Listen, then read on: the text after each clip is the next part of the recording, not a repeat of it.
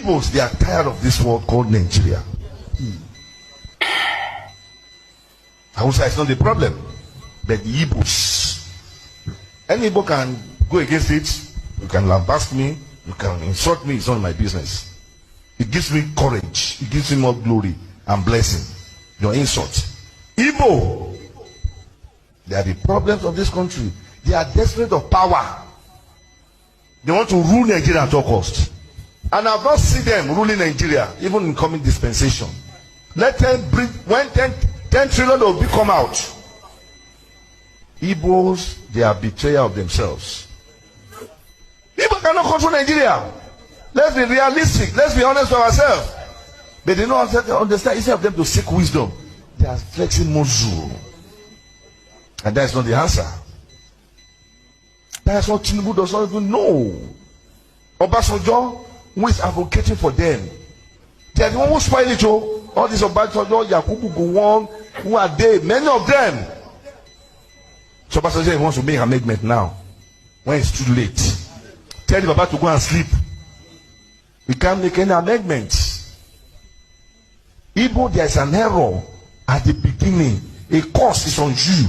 If you don't reverse that curse, Igbo, you can't be president of anything in Nigeria. Note and underline: wisdom, understanding, knowledge. This is what a supposed man of God. He called himself a prophet. This is what he's preaching inside his church. This church we are talking about consists of Hausa, Igbo, Yoruba, Efik, Ibibiyo, Ngongo, different tribes back inside this church. But the man look Igbo members, his Igbo members for face. Tell them, say, there be problem of Nigeria. And there is cause waiting for their head. That they are desperate to be Nigeria president. Even 1 million of Obi can never make any change. And his Igbo members assist them for that church. They will pay their tithe, they will pay offering, and they will sow seed. And they will pay for other projects.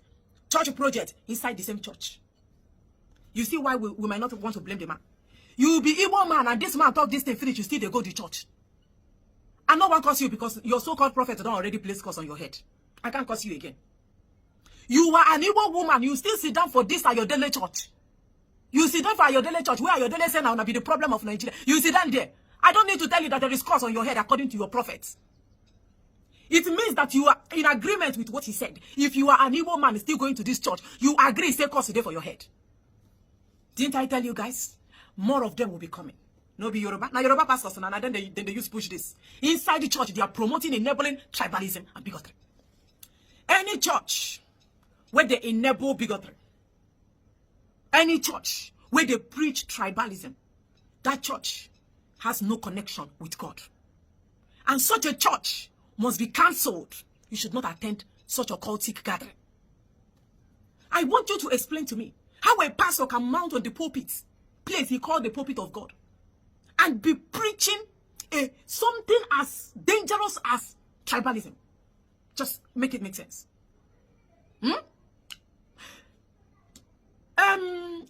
Igbo man is the problem. Igbo man is the problem. How is Igbo man the problem? The last time Igbo man became president of Nigeria was during the military, Agi Yuronsi, and he ruled Nigeria for only 6 months. How can tribes, the other tribes, Hausa and Yoruba, where don't they exchange Nigeria, where they play Nigeria like table tennis? How can they not be the problem? But an Igbo man that have not tasted power. How can two tribes, Yoruba and Hausa, why don't they become Nigeria president and vice president respectively? How can they not be the problem of Nigeria? But the tribe, who never tastes power for over 40 years, now become the problem of Nigeria. When they don't have power. A man that openly said this is Stone, Emilokon, that he must be the president of Nigeria because it's his turn. That man is not the problem of Nigeria. That man is not desperate. He said that Igbos are desperate to be Nigeria president. But the Tinubu that shouted them Milokon is not desperate. Muhammadu Buhari that said if they did not crown him the president of Nigeria during Jonathan, that monkeys and baboons will be soaked in blood. That he will make the country ungovernable.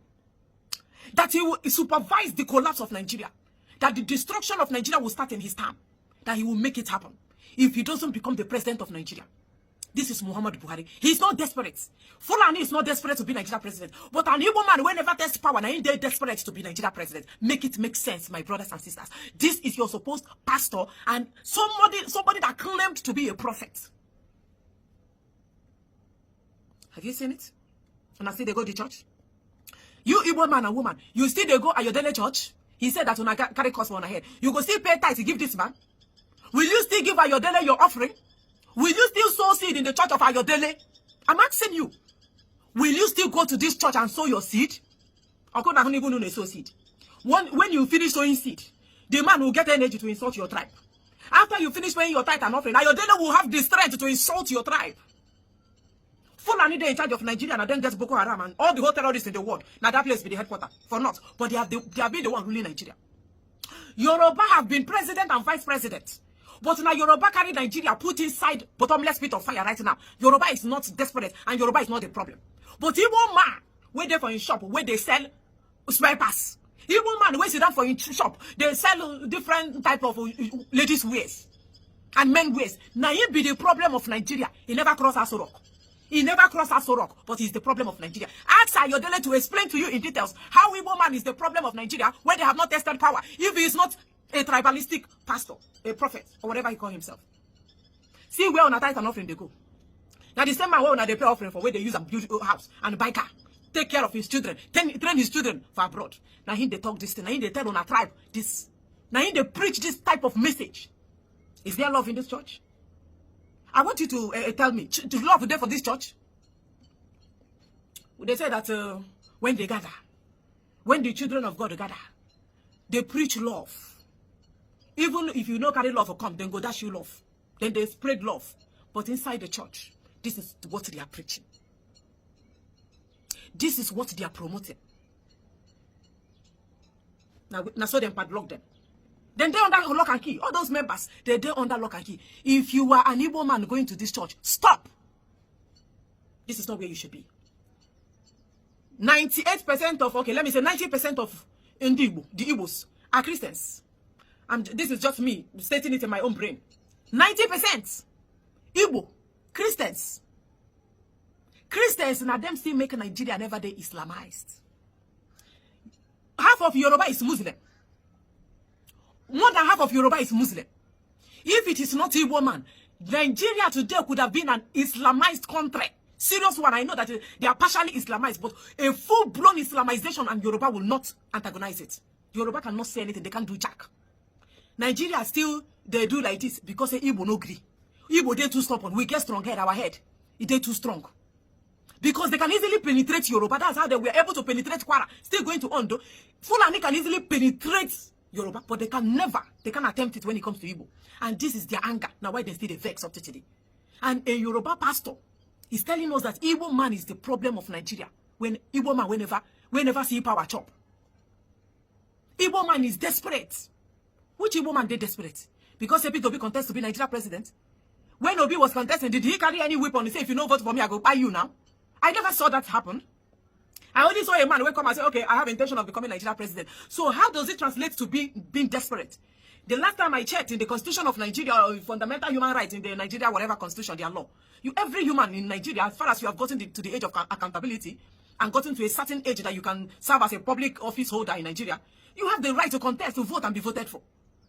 I am still trying to understand how tribe, whenever rule Nigeria, they desperate. And tribe, where they insist at their turn. How also when don't they rule Nigeria? Still every election year, they will still, every 4 years, they will be coming out to contest as Nigeria president. No be Buhari finish 4 years, 8 years. I think Abubakar can still come and say he won't contest. That is to tell you that they are power drunk. They are not desperate. And it's not like there's any change. We don't happen for Nigeria ever since they have been ruling. But they are not the problem. Now, Igbo man, we never see him. Now, him be the desperate one. And you still they go to church. And you still sit down there. And you still they shout amen. I'm sorry for you. I am sorry for you if you are still going to the church of Ayodele. Many more Yoruba pastors will still come out and tell you that Igbo man is the problem of Nigeria. Because they are getting their information from Aso Rock. It is called a government of tribalism for bigotry and for anything that does not have any connection with love. You are going to Yoruba man church? This type of Yoruba man? Many more of them will come and put blame on you. They are the ones destroying Nigeria, but they want you to pay for the damages. And we say no. They don't know the generation where don't come out. Oh. They don't know. He said, if you like, insult me. Ayodele will not go insult you. We can't insult a man where God don't already give and where he go there. Your matter is already settled. God is watching everything. Why will we insult you? Insult you, say, waiting happen. We will not insult you. But every reward, your reward is waiting for you. If truly Igbo man be the problem of Nigeria, If truly Igbo man is desperate for people who never become Nigeria president, you will never give Igbo man a chance. Anytime they come out, you always bring propaganda to water down the effort of that Igbo man. If really Igbo man is the problem of Nigeria, may it be well with you. But if Igbo man is not the problem of Nigeria, I leave you with God. And when I leave you with God, you know the outcome. Are you an Igbo man or woman? I summarize. And you're still going to this man church. Pick your bag. Pick your bag. If you still get anything in that church, please, leave Ayodele church. Don't go to Ayodele church if you're an Igbo man or woman. I repeat, stop going to Ayodele church. There is no God there. Don't go to church where they don't preach love. Don't go to church where their subject matter, their topic is tribalism against your own people. Don't go to such church. Nothing good will come out. If you pray, your prayers will not be answered. I'm not discussing you. I'm just stating facts. Don't go to that church. God knows they're there. I'm telling you. You can't see the presence of God in this type of environment. I rest my case for now.